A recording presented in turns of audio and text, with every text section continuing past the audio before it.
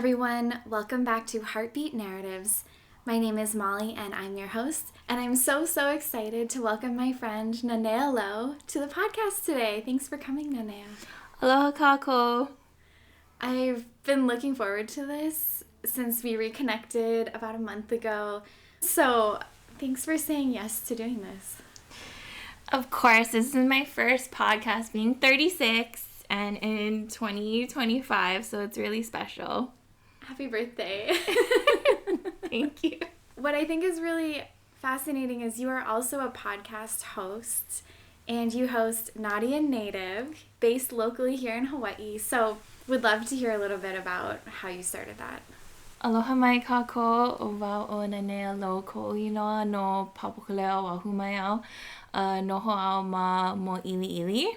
So aloha everyone, my name is Nanea Lo. I come from Papakolea Oʻahu, but I currently reside in Moʻiliʻili. And so yes, my podcast is called Naughty and Native, where I talk all things aloha aina and local kind things. So how I got started with Naughty and Native was actually I used to podcast for another pod called Native Stories, and that's a nonprofit where we connect Native voices to land through our podcast and our mobile app. I had been doing that since 2019 to about 2021 before we went into hiatus. I had gotten a lot of followers and listeners from there, and everyone would always tell me, oh, when are you going to make your own podcast? And so for me, I have a joy practice. And so when I was thinking about creating my own podcast, I was like, it has to be a passion project, something that excites me. So I created Naughty and Native as a space for joy, for Native joy especially. I didn't really see a lot of podcasts where there's like Native women, especially speaking about their lives and just things that are interesting to them. And so that was kind of the premise of creating Naughty and Native. It's naughty because Native joy is resistance. It's naughty because as wāhine women, we're constantly having to navigate the world in so many different ways. And I really have always found value in mana wāhine sharing, lessons in their lives and things that really propel them to be the best versions of themselves. Every episode is something entwined with who I am as a Native woman and just things that entice me, intrigue me, and make me a better me. I love that. I feel like there's this movement of women learning to take up space and like owning our experiences and then sharing them in ways where people can recognize and be like, wow, that's my experience too, but I've never seen someone who looks like me or sounds like me or is from my community doing anything like that. You are representing Hawaiian women in new spaces, and I think it's a beautiful thing, and it's so fun to reconnect with you after all these years, because we met 9 years ago in other ways through other friends. And to have seen you taking that podcast journey is just, it was fun to see you from a distance, going on your own path and then doing a lot of traveling and other things in between. But what would you say makes your heart beat? So I think what makes my heart beat is when I really think back to it on like what propels me, my why, what keeps me up at night. It's really empowering lāhui in whatever aspect that looks like. All of the work that I do, it always centers back to Hawaii, back to lāhui, back to my kupuna, and what makes me, like a Kanaka native. So when you're looking at your work for the lāhui, for the Hawaiian community, do you feel like that's deeply connected to like your purpose on this planet?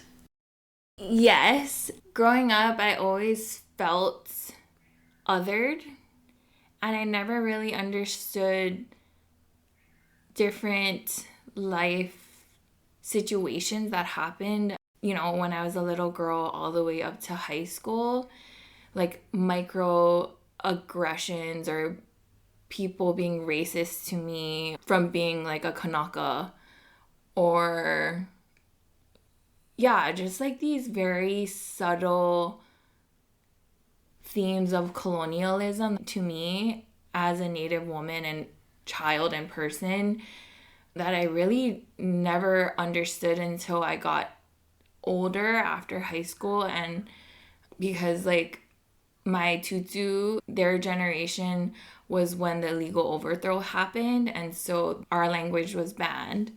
And then my mom and my dad, they were grown up completely colonized and indoctrinated. And so my generation is kind of like an interesting space to be in learning who you are as a Native person, especially if your parents were fully indoctrinated to be an American. And so I didn't really grow up with knowing my identity as a Native woman, a Native person. I only learned that later on in life. When I did learn about it in university, it really rocked my world and recalibrated me and my identity to where it's at today. It put me on a trajectory of realizing how important my identity and the past of me not knowing those things for 20 years was unacceptable to me as a Kanaka Maoli, a Native Hawaiian living in the Hawaiian Kingdom in my native land. After learning about the history, the language, the banning of the language in, you know, my native homeland, I was like, I cannot live another day and walk in a path that doesn't honor my kupuna and doesn't rectify that history.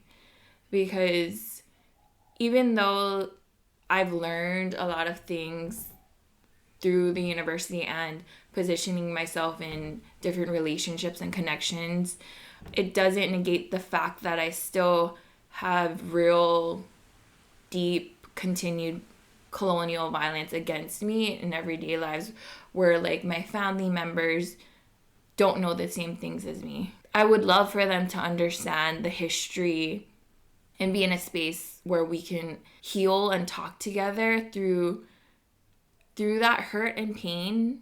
But it's just a lonely path, but it just always reconnects me back to my identity, because now that I know, I can't let go. My ancestors have fought so hard for us to be here.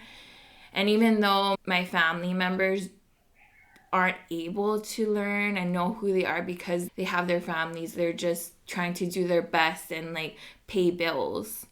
That's why I'm so loud and take up space, because they're not able to, but I am. And I feel like that's a deep privilege that I won't take lightly. I make a conscious decision every day to wake up and to do my best to reconnect as much as I can. And I really call upon that for other Native people that I meet to practice that in their daily lives, because I do feel that when you meet others who are inspired and who walk with purpose and their truth, when you meet people who are aligned, it just kind of uplifts one another and it just creates an even bigger network. And I do feel like ever since I started to walk in a path, a conscious path of my kupuna, it has aligned me in so many different ways and connected me with so many different people who get it. And so that's why I'm never really discouraged about the work that I do, or I don't shy away from different opportunities when invited.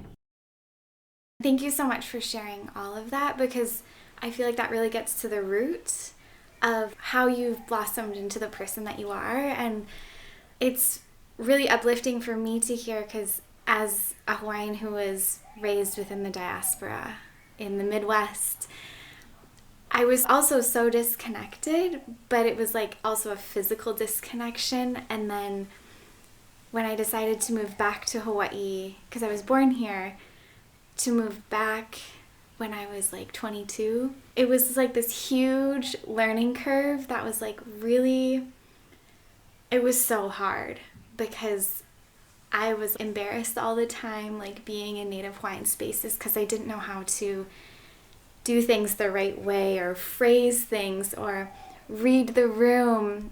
And so learning through aloha aina and hula and making friends who were born and raised here and who are Kanaka, I have learned by observing, but it's been a lot of observing. And then the space that we found ourselves in last month with all these beautiful wāhine who are also seeking a place to belong, I think it's kind of amazing that we all found each other when we found each other. It feels like a synchronicity that was meant to happen in a really non-judgmental space where we could be totally ourselves and learn and not feel shame because we were welcomed in with so much aloha. So I feel like we're talking on this level because that's the space we have just been in with a group of other women. I want to give a big shout out to Emma Koa, who, as Noilani, aka Molly, has been sharing about. We went to a retreat called Hoʻomana Hale Oʻahu, and so this is a amazing space that Emma, her brand is Moonkinetingz. And so she creates space. They've had different cohorts on different islands, but we reconnected on the Oahu one. And so it brings together a group of Kanaka Maoli Native Hawaiian women and just creates space for them to do ceremony and a bunch of different things to connect to one another and to connect with culture regardless of what level you're on. That was just really special for us to reconnect over there, and like how she's sharing is it got us to a space where we can feel safe to kind of exchange these different conversations and feelings of the healing and the walking of being in two different worlds. Mahalo, Emma, because you made us feel such a sense of belonging, and now we want to see each other all the time. So that was the catalyst right around the summer solstice, and we're gonna let it grow from here. Last week we were also talking about living between two worlds, this indigenous worldview and also living in the Western world, and we're navigating this space between like our careers and our families and our hobbies and our friends. And for you to stand unapologetically in both worlds is such a cool thing that you've figured out and still figuring out. But in your day-to-day life, how do you bring that joy into your routines? So bringing joy in my day-to-day life, I really have to say it goes along with being disciplined, having a routine. I call it a joy practice. I have a simple compass and question for myself. Does it bring you joy? First, I reach for joy and all else follows. That's like a saying in my head I always ask myself, and if it doesn't feel right, then I pivot. Living in a joy practice has been so interesting to do because what I've realized is that a lot of people don't even have that kind of question that they ask themselves. And I do feel like if people had that space to take a step back and pause and look at themselves and look at, where they are in the world and in their lives, a lot more people would be happier. I think you're touching on something because so many of us are in survival mode. How do we pay our bills?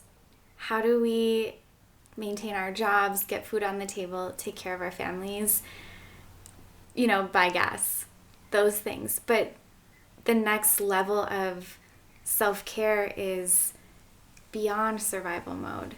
And once our basic needs are met, then we can kind of explore those other spaces of what actually makes us happy and pursue that higher calling, almost like our purpose.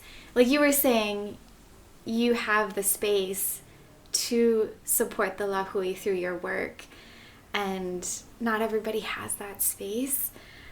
So since you do have, that extra flexibility, I would love to hear more about like the discipline and the rituals. What does that look like for you? Yeah, so at the end of the day, nobody has enough time. You know what I mean? Like, everybody that I know is in survival mode, including me. Discipline and being organized is actually such a top priority for me, because once I am focused on knowing what I need and what I want, then I can achieve that. I started reading this book called Atomic Habits. I kind of just stumbled upon his book, but it's about creating systems of habit that really support your goals and your mission, or just things that make you happy. And it can be applied to anything in your life. After reading that book, it really catapulted me into understanding that I need to create my life and make these different systems that elevate me and help me to become the best version of myself. I want to meet a bunch of mana wāhine like who have the same mindset as me. I feel like setting deadlines is so important as well, because it helps you gauge where you want to be. Planning, sticking to it, utilizing your calendar in different ways, taking out time that is specific to your joys. That's something that helps me. Whether it be like after work, I'm going to go home and take a 30-minute nap. And then after the nap, I'm going to go to the gym. Or if I don't feel like going to the gym, I'm going to go walk around Ala Moana or Magic Island and watch the sunset as like a treat. I feel like rewards are very necessary. I call it positive habit stacking. So it's like, instead of dwelling on all the BS that's going on, like, you have to understand what are your joys and then positive habit stack after them, or like create different tools in your toolbox in order for you to like do something. So let's say if you want to work out or you want to lose like 10 pounds or something, make it interesting, make it attractive, make it something that you're gonna benefit from. So before, I never used to understand like people like being fit or like healthy lifestyle, because I felt like people were just torturing themselves. Yeah, but once I understood that health can be something that's empowering for me, something that I can learn, something small, little tip here and there every day, realizing that these kind of practices that bring me joy, it's also things that my kupuna have done, and reflecting and giving myself time to reflect on different things with different people and groups. And yeah, I mean, the other day you led us through this really awesome journal prompts, and then we wrote for 5 minutes based on the questions you asked us, and then we shared in a circle, and we learned so much about each other because we went inward, got out our thoughts and our emotions about whatever it is that we're going through, and then shared openly together. Journaling, I feel like, is such a helpful tool to have in your back pocket, or like just eating a good breakfast, going to bed at a good time, prayer or meditation, all of those things I feel like you've dove into on your podcast, really having like healthy tools in your toolbox to lean on. Oh, and another thing is you get into like manifestation and how you envision your future. Could you talk a little bit about that? Yeah, so when I turned 30, I feel like I had more of an epiphany on my joy practice. Especially during COVID, I got into self-care more because I had the time. And so manifesting was kind of a thing that came out of me focusing more on law of attraction. So it's funny because I watched like law of attraction videos or something like that online like years ago, maybe like 15 years ago. And I always thought it was so foo-foo and like really like, I don't know. I never got into it until I rewatched, I think, the same video on YouTube or whatever. But law of attraction to me is such a simple concept of really trusting your intuition and just believing that everything is going to work out in your favor, whatever that may be. And it was something that I realized that it really is like once you're able to let go of whatever in your body, you know, it's holding you back, and you just relinquish your stronghold you have on that thought, everything just works out. That's the exact same thing of first I reach for joy and all else follows, because when you let go, you get so much more back. In practicing the law of attraction, I started to understand what manifesting is. You always hear about people manifesting stuff, and it's just one of those things you're like, okay. But when you really start to manifest and lock into your intuition and just, like how I said, like that joy that you deserve. In manifestation and law of attraction, they talk about affirming. So when you do get something that you're manifesting, or you see something that brings you joy and it does come into your life, you have to really affirm that energy, because everything is energetic and everything multiplies off of each other. I do that 20 times 1,000 daily, like from the moment I wake up, and if I have like a cool dream, I'll say out loud or in my head like, oh, thank you for that dream, or like more please.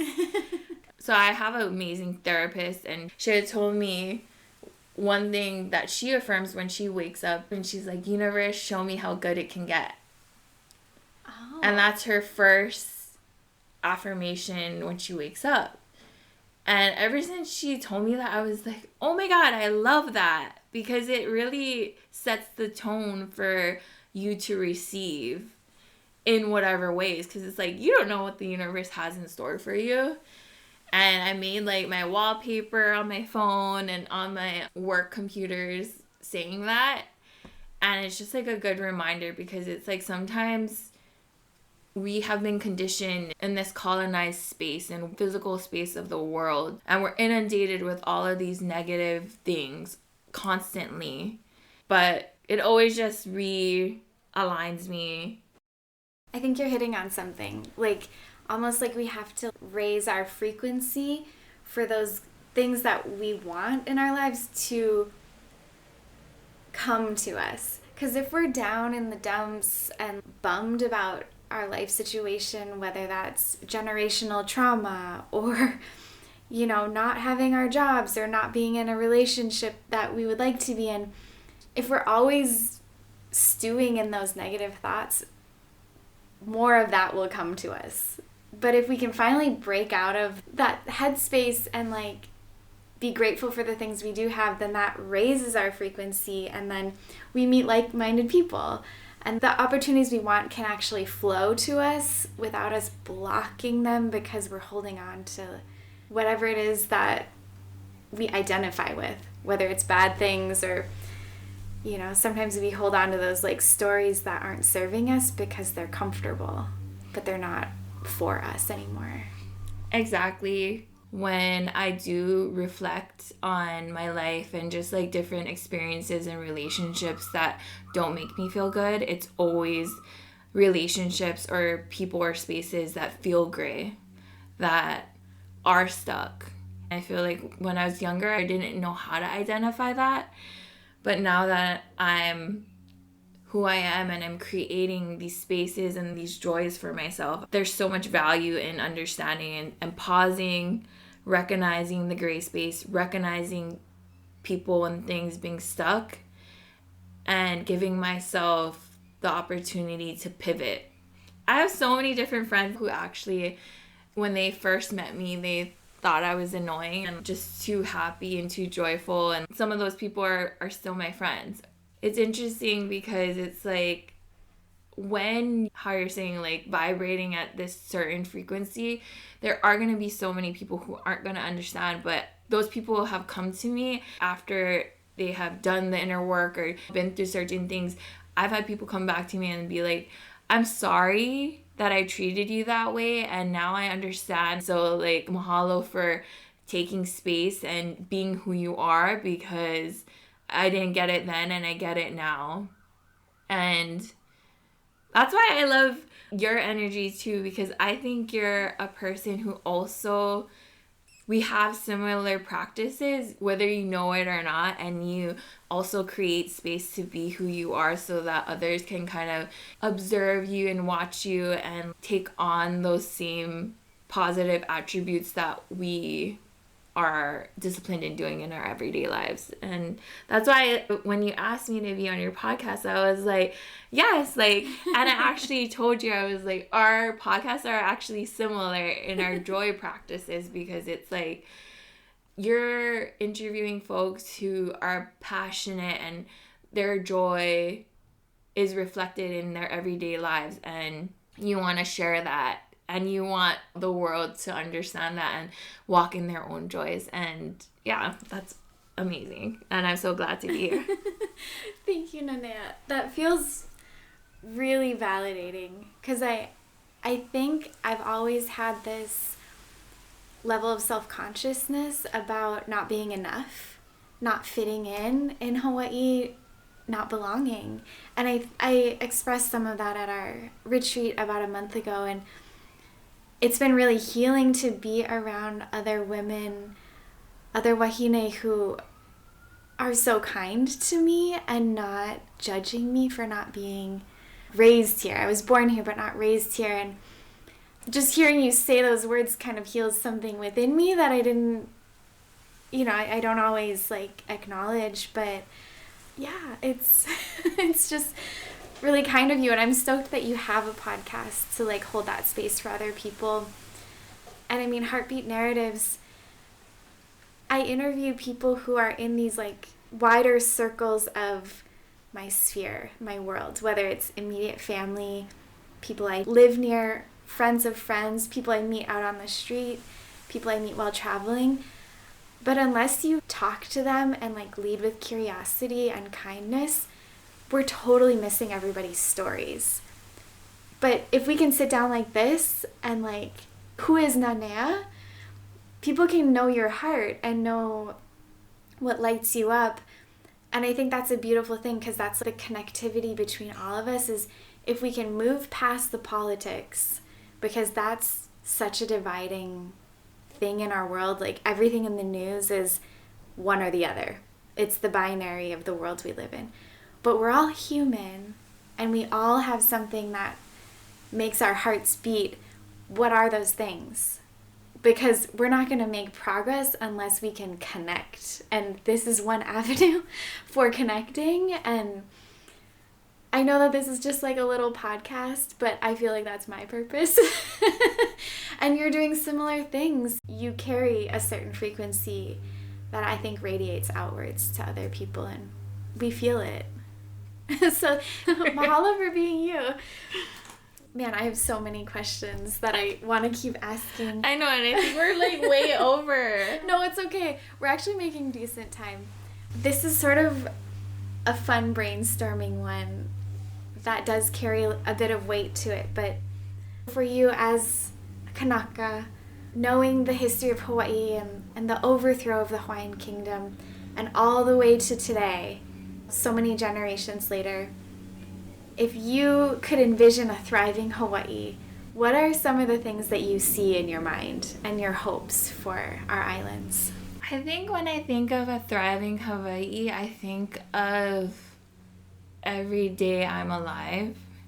I think of the amazing Kanaka that I see every single day, and we're living in the Hawaiian kingdom, in our one hanau, in our motherland, and how special and amazing that is.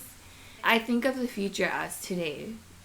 I get so emotional thinking about the lāhui because there's so much Kanaka in so many different spaces, taking up space where Hawaiian we're living, breathing, we're making our ancestors proud, whether they know about their history or not.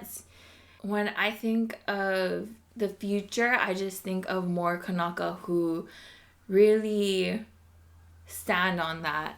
I love meeting other Native women and other Kanaka Maoli who are like in our welcome circles.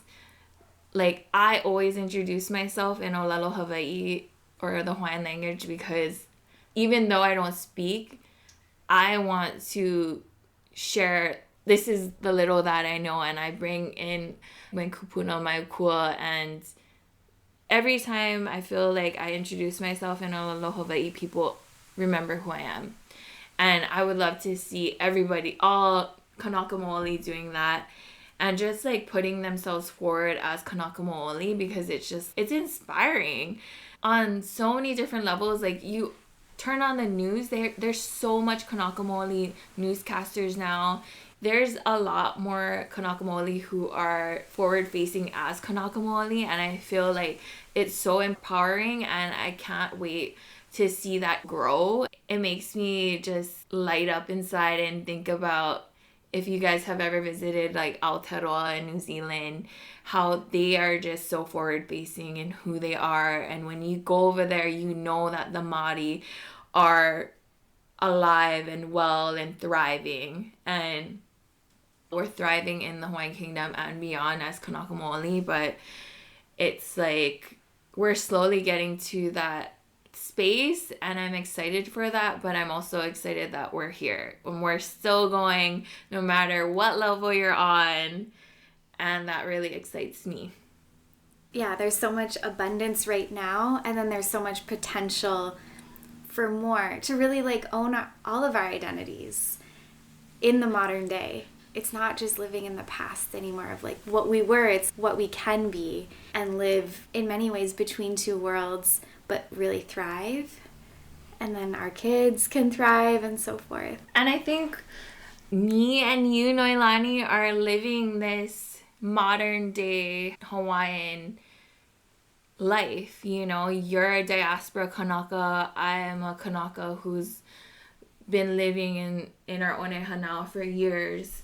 We are on different levels of knowing and being Native Hawaiian, Kanaka Maoli, mana wāhine, but we have journeyed to one another's lives, and we have also journeyed with others in this new space only last month, and it feels like a hui and a space that will go for many, many years, and that's something that we should be proud of, and that's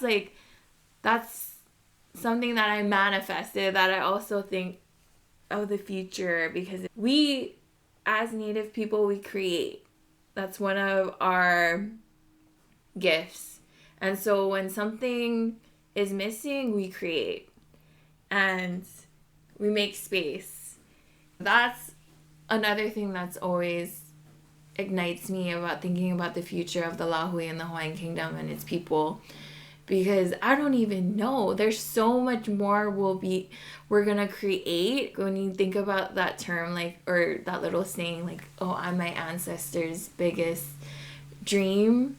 That's how I think. I know that there's so much more growth and abundance that's gonna come, and I can't wait for my mo'opuna to kind of like think about me as an ancestor and etc. I love it, and I feel like this conversation is really opening up space for people who may be listening to explore their own genealogies. Where are your families from? And what are those traditions and practices and languages that can connect you more deeply to your sense of self? And for us, we're really diving into like our Native Hawaiian roots, and just to kind of really broaden that for folks who may not even live in Hawaii but are listening. And we're both here talking, looking at each other in my living room, and I can see that we both have tears in our eyes because what we're saying is really getting to the root of something deep within us that I think we have yet to continue to uncover. I so appreciate you sharing your story and what drives you, and mahalo, Nanea. Mahalo for having me on. Mahalo, everyone, for tuning in, and we'll catch you on the next episode. Aloha. Yay! Yay!